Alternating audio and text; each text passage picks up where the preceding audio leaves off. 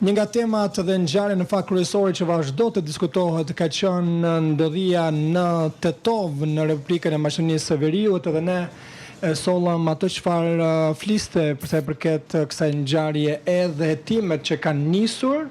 Natyrisht ku atje humbi jetën pra mbrëm është raportuar për vdekjen e një studente, një 25 vjeçare, e cila është nga Kosova, konkretisht nga Gjakova. Kemi disa të dhëna, disa hetime të cilat janë bërë, është bërë dhe obduksioni i viktimës tashmë. Por nëse ka detaje më shumë do të na sjell kolegu, konkretisht korrespondenti nga televizioni 21 në Maqedoni, Senat Zylbehari, që e kemi në linjë të drejtë për drejtë. Senat, përshëndetje. Përshëndetje, koleg.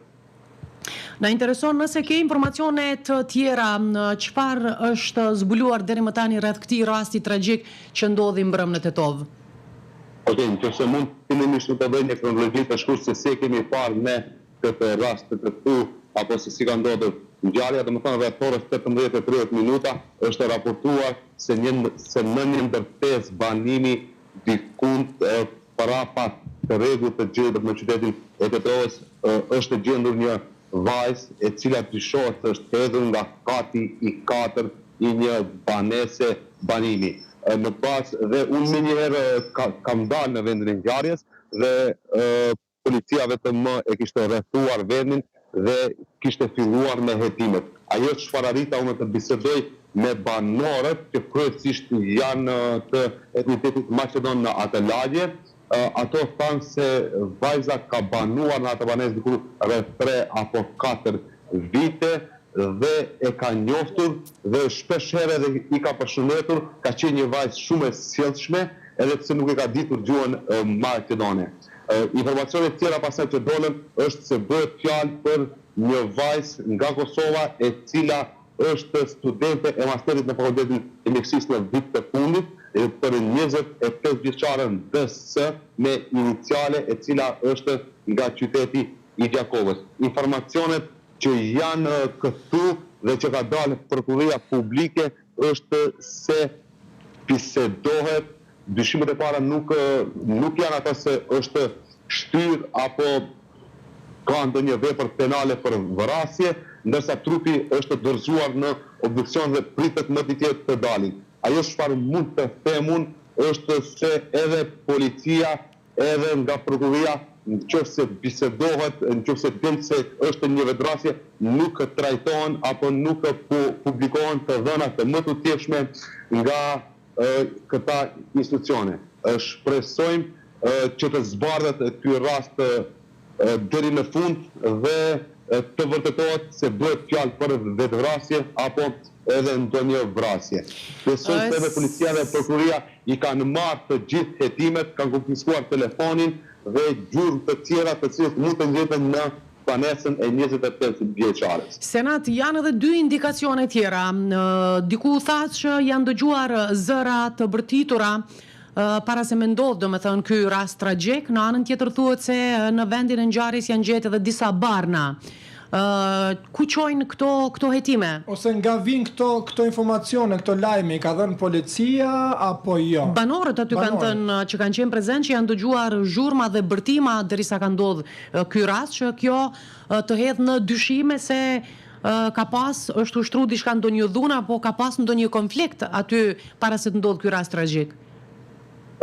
Informacionet që kemi dëgjuar, domethënë këto janë informacione jo zyrtare, është se e njëjta edhe kohë më parë ka tentuar të kryejë vetvrasje, por nuk mund të konfirmojmë një gjë të tillë derisa nuk kemi asnjë fakt apo asnjë argument.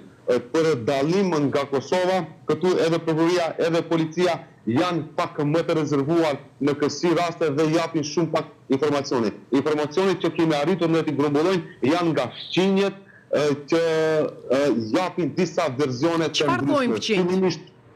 Ato fqinjet thonë se e ka njoftur vajzën, është vërtet se ka banuar aty, thonë se kanë tentuar edhe disa herë që të hidhet, domethënë u shfaq edhe një fotografi e njëjta në balkon, por akoma nuk ka diçka zyrtare. Dhe e keqja ishte se dje u krijua një panik këtu në qytetin e Tetovës. Informacioni i parë doli se është një vajzë nga Kosova që vërtet ishte shqetësuese edhe për ne si gazetar, vetëm kur e mendonin atë variant se në qytetin e Tetovës ka ndoshta mbi 1000 studente që janë nga Kosova dhe ishte vërtet një shqetësim dhe u angazhuam sa më parë të shohim se për kë bëhet fjalë, pasi që është vërtet është një gjendje keqe për të gjithë ata që i kanë fëmijët në qytetin e Tetovës në fakultetin e mjekësisë, të cilët janë zakonisht. Ke marrë vesh nga ata që ke kontaktuar të afërmit, pikërisht ata të banorët e zonës edhe të vendbanimit të saj, me kë jetonte e ndjera? Dihet se me kë jetonte apo? Unë arrita të bisedoj me një fëmijë të ndjerës tashmë, ai tha se ka banuar vetë.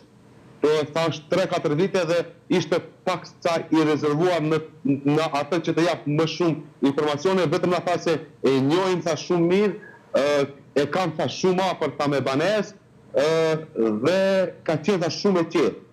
Këta ishin informacione që arrita të marrë nga një fëmijë i saj i cili ishte i komunitetit të Maqedon.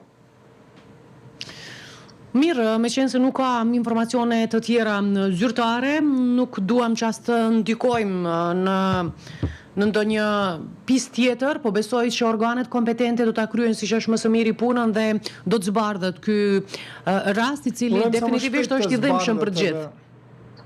Ne do të tentojmë që të japim informacione gjithmonë zyrtare deri në zbardhjen e plotë të rastit dhe pikërisht ajo që jam paksa i rezervuar në informacion është që të mos ndikojmë apo të mos japim informacione të cilët nuk janë të verifikuara, që të ndikojnë edhe tek familjarët, por edhe tek ata të cilët e kanë njohur. Unë dje kam takuar disa studentë të cilët e kam pasur edhe kolegë dhe vërtet është një trishtim për ata dhe shpresojmë që të zbardhet sa më parë ky rast, vetëm mos përsëritën rastet e këtilla në të ardhmen. Me familjen, më fal edhe kjo më kujtua, me familjen ka pas dikush ndonjë kontakt? Me familjen e të ndjerës?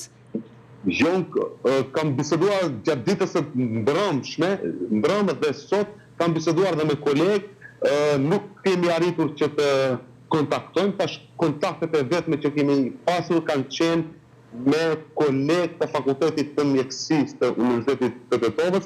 Si e përshkruajnë identitetin e si e përshkruajnë kolegët?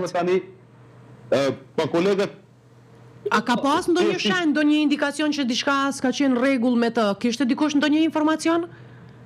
Nga vetë fakti se ishim të shokuar nga kjo dodhi, nuk kam pasur ndonjë indicie se e ndjera mund të kryejnë nëse është vetvrasje apo dhe vërtet ishim të shokuar nga ajo se çfarë ka ndodhur dhe nuk dini se si të reagonin. Si ishte e pabesueshme për atë që dëgjonin apo që kuptuan. Unë kam një pyetje në fakt, nuk e di këtë informacion, ti vetë je nga Tetova? Po, unë jam nga qyteti i Tetovës. Ka të bëj ndoshta edhe jashtë edhe ngjarjes, pse ka shumë studentë vinë dhe pëlqejnë Tetovën të studiojnë? Ke ndonjë informacion për këtë? Nga Kosova vinë shumë edhe nga Shqipëria kam dëgjuar. Fakt është nuk ka edhe shumë student, domethënë qyteti i Tetovës ka pas shumë student nga Kosova dhe nga Shqipëria, nga vetë fakti se kriteret e pranimit, ata të cilët nuk mund të arrijnë, sidomos në fakultetin e mjekësisë që të pranohen në Universitetin e Prishtinës apo të Tiranës, vinë në Tetovë, ku shanset më të mëdha për të pranuar janë dhe kriteret ndoshta pak më të lehta se tek ata dy universitete. Qyteti i Tetovës ka student mjaft nga Kosova, por nuk është ai numër i cili ka qenë ndoshta 10 vite më parë. Faleminderit, atëherë do të jemi në kontakt dhe çfarë do informacioni shtesë që kemi natyrisht konfirmuar zyrtarisht, po besoj që do ta sjellim në kohë reale për të gjithë shikuesit. Në çdo kohë unë jam i gatshëm që t'ju jap informacionet sidomos ata zyrtare që do i grumbullen këtu në qytetin e Tetovës. Të përshëndesim, faleminderit shumë për këtë lidhje.